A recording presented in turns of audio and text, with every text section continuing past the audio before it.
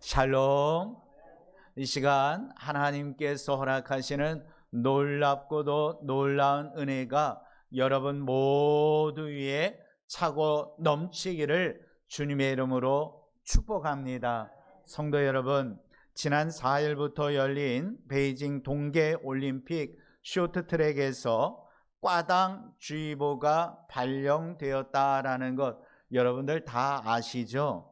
전문가들의 말에 의하면 피겨스케이팅의 좋은 빙면 온도는 영하 4도라고 합니다. 쇼트트랙은 영하 7도라고 합니다. 단순히 얼음을 얼리는 것이 아니라 경기에 만든 최고의 얼음을 얼리는 기술이 필요하다라는 것입니다.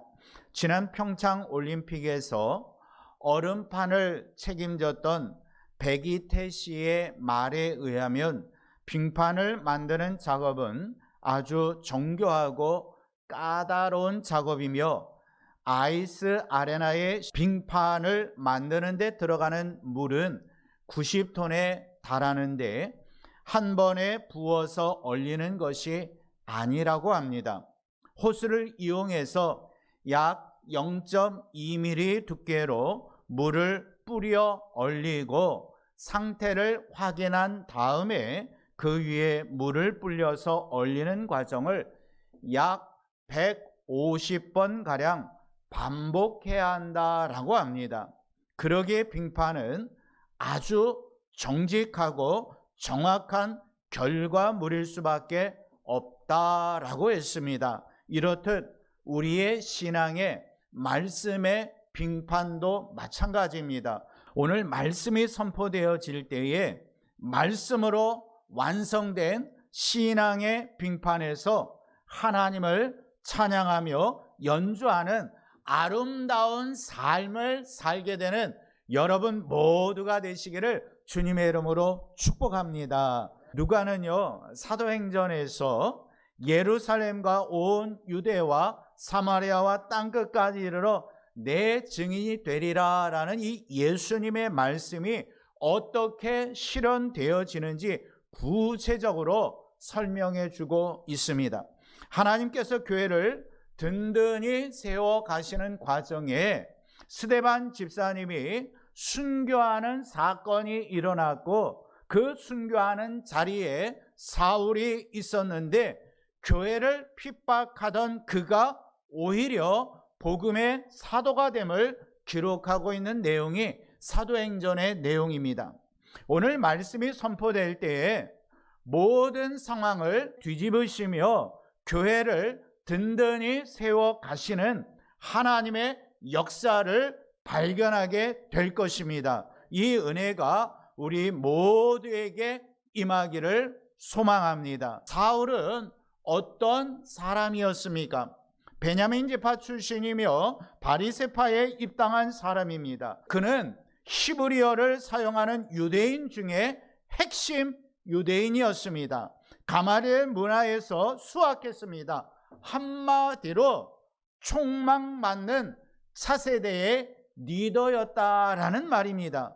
또한 그는 위협과 살기가 등등했던 인물입니다.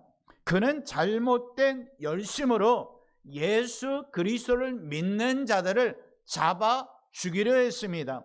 하지만 부활하신 예수 그리스도께서 그를 만나 주셨고 그 성경에 능통한 사울은 예수 그리스도께서는 구약에 예언된 메시아입니다. 이분이 바로 메시아이십니다 라고 선포하였던 것입니다. 이로 인해서 많은 개종자들이 늘어났습니다. 그렇다면 이제 사울의 사역은 할렐루야가 되어야 되지 않습니까?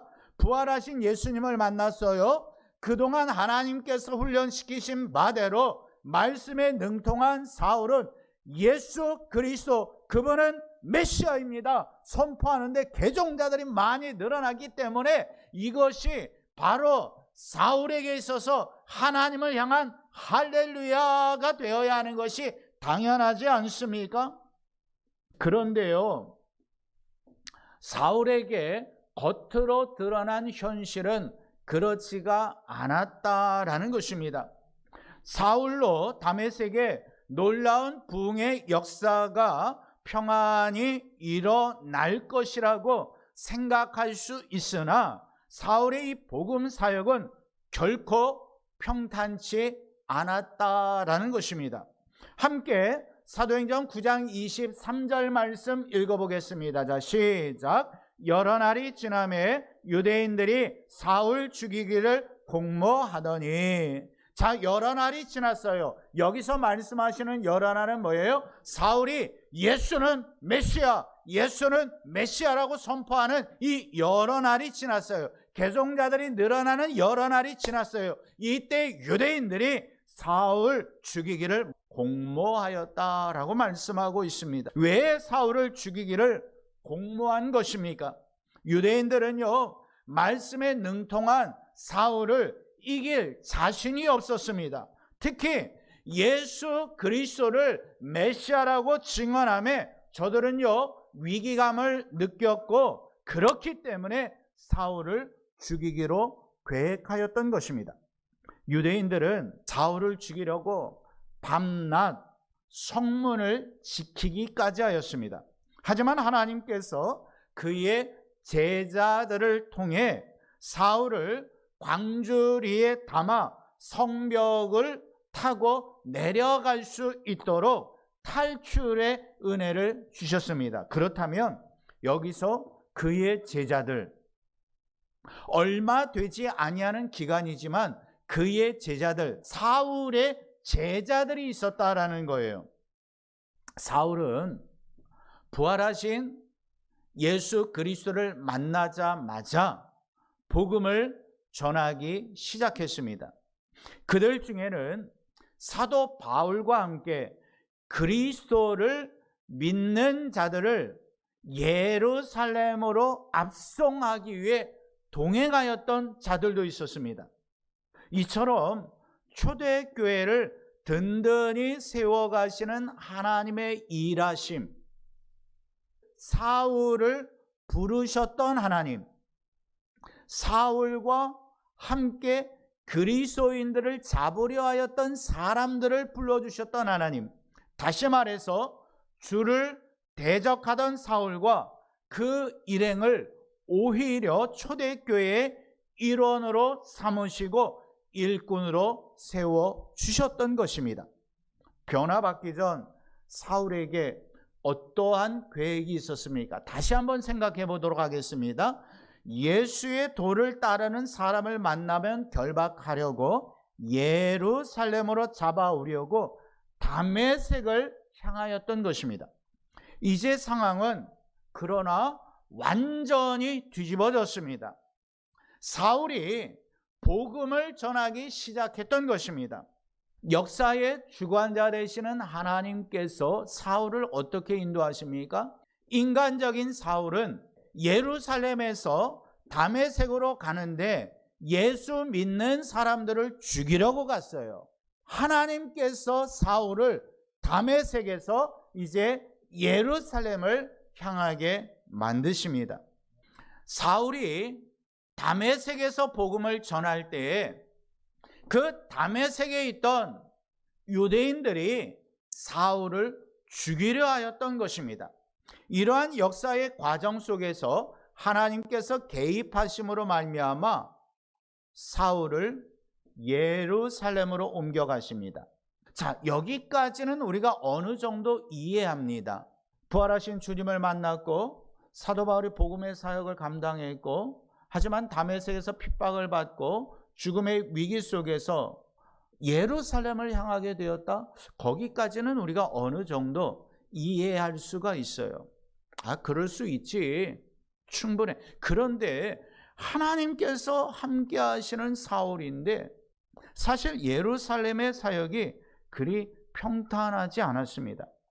예루살렘에 있던 제자들과 함께 사역하고자 했으나 사울의 죄다됨을 믿지 않았던 사람들이 있었습니다. 그래서 바나바가 나섭니다. 우리 함께 사도행전 9장 27절 말씀 읽어봅니다. 시작. 바나바가 사도들에게 가서 그가 어떻게 주를 보았는지와 어떻게 예수의 이름으로 담대히 말하였는지를 전하니라. 바나바가 중재 역할을 감당하였던 거예요. 사울이 어떻게 주님을 만났고 또 어떻게 주님을 증거하고 있는지 이야기하게 됩니다. 하지만 바나바 역시 사울이 마음에 들지는 않았습니다. 왜냐하면 본래 사울은 당시 존경받던 스데반 집사님을 죽이는 데 앞장섰던 인물이었기 때문입니다.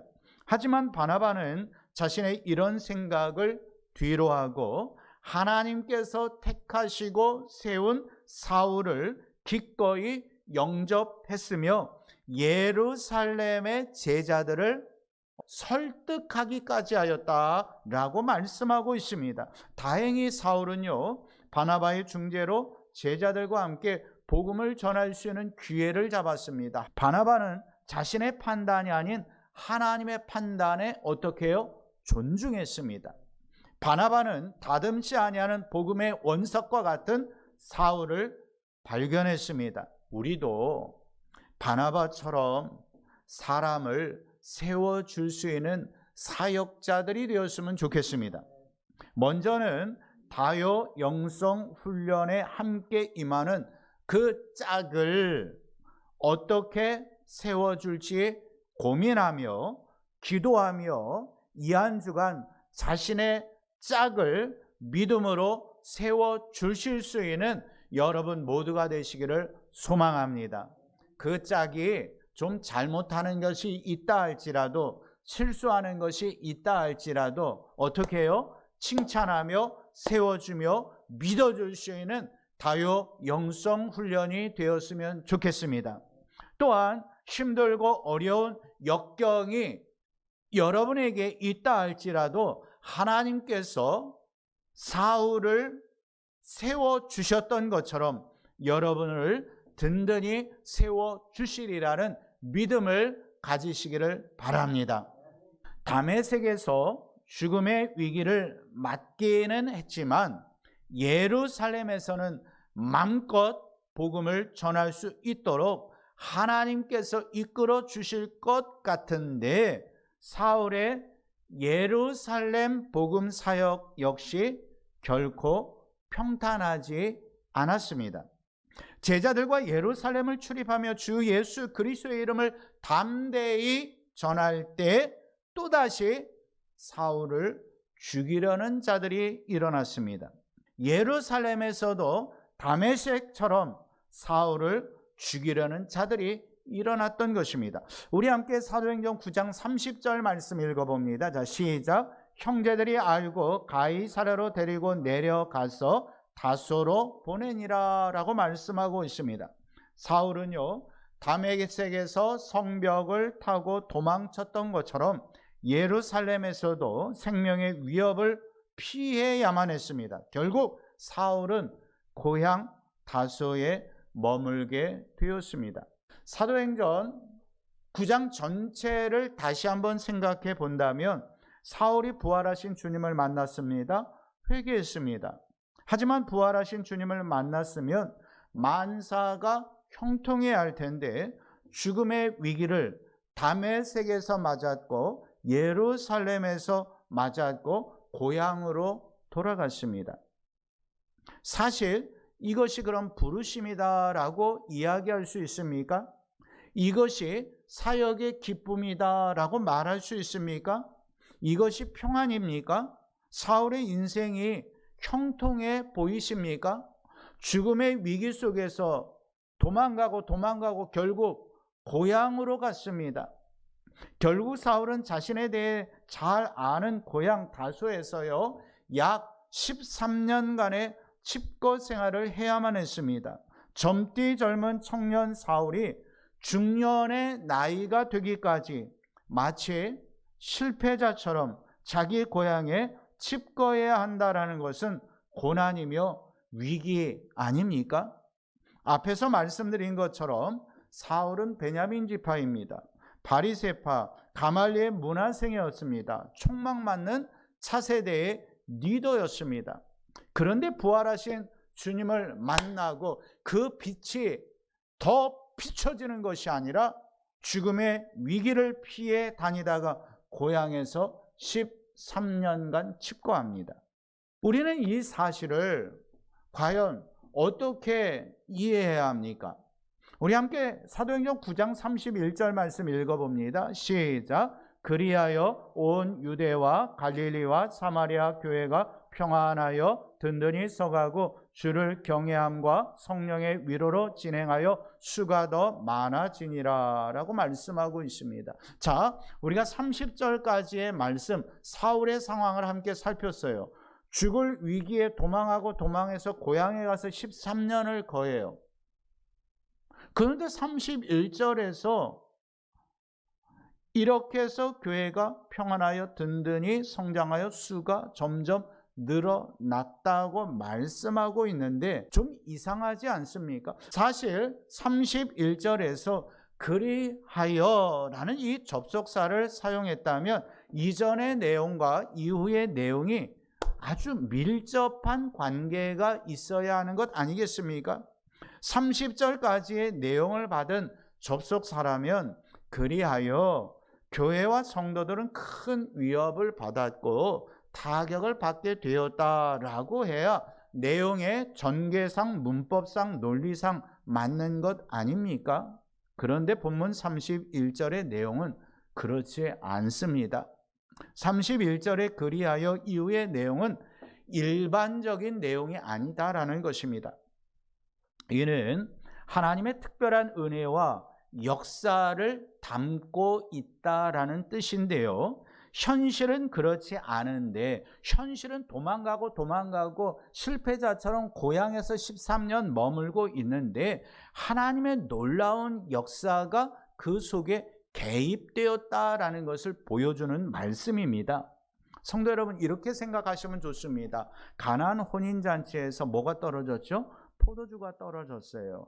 그럼 잔치의 분위기가 망해야 하는 것이 옳습니다. 하지만 예수 그리스도께서 물을 포도주로 만들어 주심으로 그 혼인잔치는 더 흥이 나는 잔치가 되었습니다. 과부가 아들을 잃게 되었다라는 것은요, 이제 그 과부의 후손에 대한 인생은 끝났다라는 것입니다. 하지만 예수 그리스도를 만났음에 예수 그리스도께서 그 아들을 살려주시는 은혜가 임하지 않았습니까? 40년의 광야 생활을 통해서 지치고 지칠 대로 지쳤어요. 이제 가나안을 바라보고 들어가는데 그냥 문이 활짝 열려진 상태에서 들어가도 그 40년의 지친 그러한 모습이 남아있을 것 같은데 여리고성이 있는 거예요. 아주 든든한 여리고성. 현실은요, 40년을 걸어왔지만 여리고성 앞에서 포기해야 할 상황입니다. 하지만 여리고성은 하나님의 능력으로 무너진 줄로 믿습니다. 그래서 이 말씀이 우리에게 은혜가 되는 것입니다.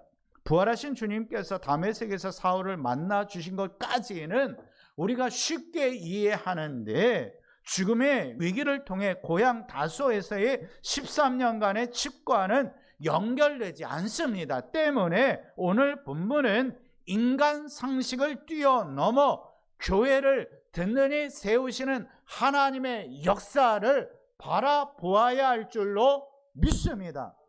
사울이 살해 위협 속에 피신한 상황 속에서도 성령 하나님의 역사는 교회와 그리스도인들을 부흥시켜 주셨고 변화시켜 주셨고 위축되지 않도록 인도해 주신 줄로 믿습니다.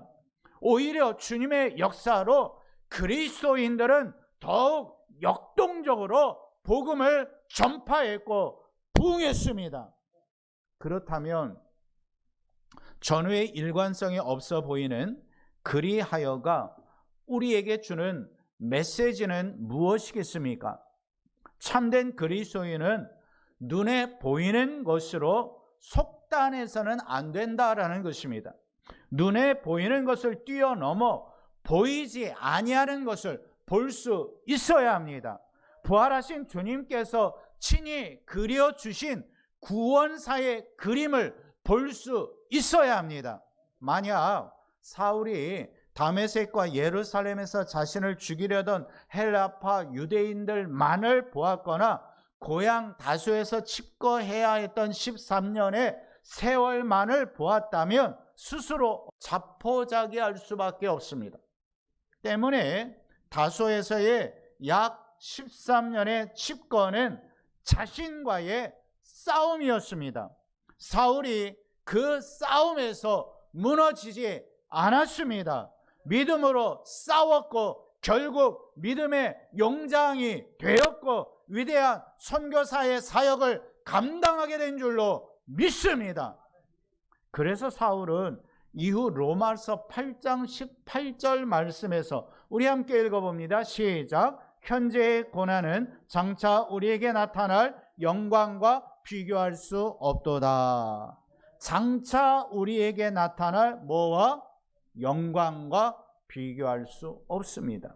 다메섹에서 죽음의 위기에서 광주리를 타고 성벽을 타고 내려올 수밖에 없었고, 예루살렘에서 죽음의 위기 속에서 형제들의 도움을 받아 고향 다소로 도망갈 수밖에 없었고, 고향 다소에서 창피하게 13년의 삶을 칩거해야만 했어도 우리 주님께서는 그를 붙잡아 주셨습니다. 그를 붙잡아 주신 주님께서 우리를 붙잡아 주시고 계십니다. 사울을 통해 기독교 역사를 준비하셨던 하나님께서 바로 여러분을 통해 기독교의 역사를, 우리 늘사랑교회의 역사를 계획하고 계신 줄로 믿습니다. 이후에도 사울은요, 수많은 고난을 겪었어요. 단 한 번도 고난 그 자체만을 바라보지 않았습니다. 고난 후 주어질 영광을 바라보며 로마서 8장 28절에서는 이렇게 말씀하고 있습니다. 시작. 하나님을 사랑하는 자, 곧 그의 뜻대로 부르심을 입은 자들에게는 모든 것이 합력하여 선을 이루느니라. 할렐루야. 그의 뜻대로 부르심을 입은 여러분에게는 모든 것이, 비록 사울처럼 죽음의 위기 앞에서도, 비록 힘들고 어려운 상황 앞에서도 모든 것이 합력하여 선을 이루게 될 줄로 믿습니다. 부활하신 주님을 만난 사울은요, 자기 중심의 삶이 아니었습니다. 주님만을 바라보며 어떠한 문제도 문제로 여기지 않았습니다. 합력하여 선을 이루시는 하나님을 보았기 때문입니다. 이제 우리 각자의 삶을 돌아보았으면 좋겠습니다. 혹시 그리스도임에도 불구하고 세상과의 싸움에서 백전백패하고 계시지는 않습니까? 만약 그렇다면 이는 오직 눈에 보이는 것만이 모두라고 생각하기 때문입니다. 때문에 자신의 계획이 무산되면 그리하여 절망합니다. 자신이 원치 아니하는 일이 펼쳐지면 그리하여 절망합니다. 심지어 세상의 유혹을 쫓으려 하면 그리하여 성령 하나님의 외침에 귀를 막습니다. 그리하여 그리스도인다운 삶을 살지 못하며 매일매일 후회하는 경우들이 있습니다. 하지만 이제 우리의 생각에 변화가 일어나기를 소망합니다. 성령 하나님께서 현실을 뛰어넘는 사울과 함께 하셨던 것처럼 우리의 현실을 뛰어넘을 수 있도록 힘을 허락해 주실 줄로 믿습니다. 만약 애굽의 노예와 같은 생활을 하고 있다면 울고만 있어서는 안 됩니다. 주님이 주신 영안을 열어 그리하여 이미 출애굽의 여명이 밝아옴을 바라볼 수 있는 여러분이 되셨으면 좋겠습니다. 혹은 끝도 없는 광야 같은 인생으로 헤매고 계신다면 그리하여 약속의 가나안 땅의 길목임을 확신하시기를 바랍니다. 만약 십자가의 죽음과 같은 고난의 터널 속에 갇혀 있다면 그리하여 부활의 주님을 바라보시기를 주님의 이름으로 축복합니다. 우리 모두 위에 계신 주님께 시선을 고정합시다. 그리고 그 시선으로 세상을 바라봅시다. 사랑하는 성도 여러분, 우리 교회와 가정이 평안하여 든든히 세워지며 부흥하기를 원하십니까? 그렇다면 눈에 보이는 현상만을 바라보며 낙심하지 않았으면 좋겠습니다. 우리 기죽지 맙시다. 실패와 좌절감에 빠져있지 맙시다. 하나님께서 그려주신 이 구원의, 부흥의, 평안의 큰 그림을 그리시기를 바랍니다. 성령 하나님께서 여러분 한 분 한 분을 돕고 계십니다. 성령 하나님께서 역사를 주관하고 계십니다. 하나님의 말씀으로 세워진 최고의 신앙의 빙판에서 하나님을 찬양하며 신앙의 아름다움을 연주할 수 있는 여러분의 삶이 되기를 축복합니다. 그리하여 이 민족과 우리 늘사랑교회 그리고 우리의 가정이 든든히 세워지는 영적 부흥의 은혜가 있기를 주님의 이름으로 축복합니다. 축복합니다. 우리 함께 기도하겠습니다.